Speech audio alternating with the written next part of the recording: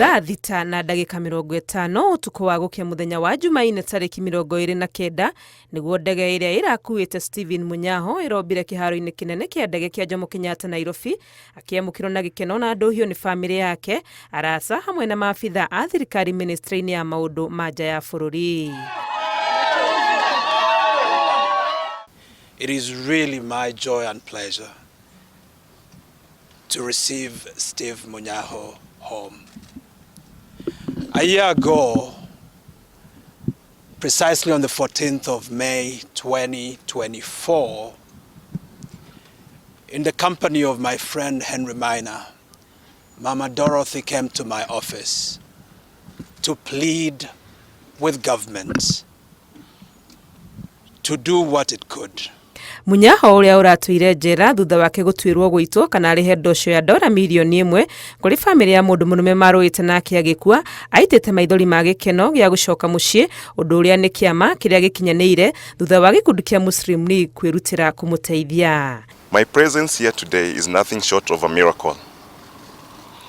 And I want to begin by thanking Allah subhanahu wa ta'ala for the gift of life.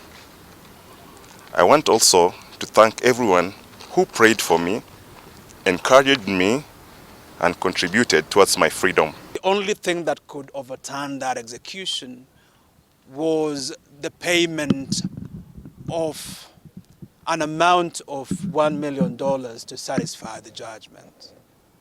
And that even the payment of that $1 million would not be sufficient without the endorsement and the acceptance thereof by the aggrieved family.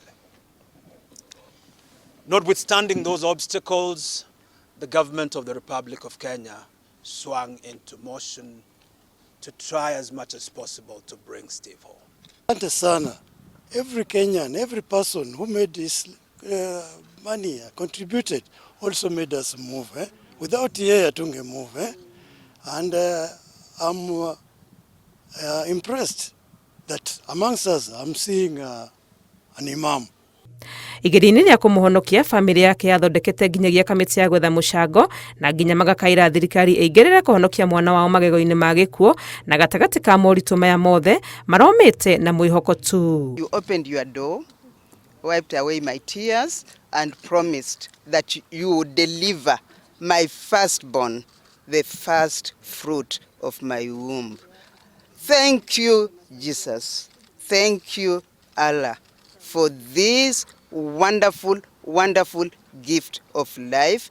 Thank you for each and everyone, and especially my media colleagues. In our meeting sessions, in our planning sessions, that it looked like a lost cause. But prayer, faith,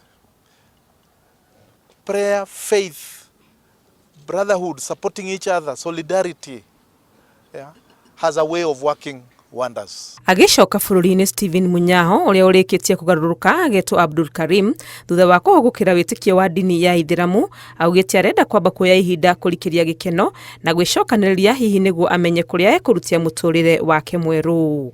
Ngĩribotera Inooro TV rĩtwa rĩakwa nĩ Wangui wa Mwangi.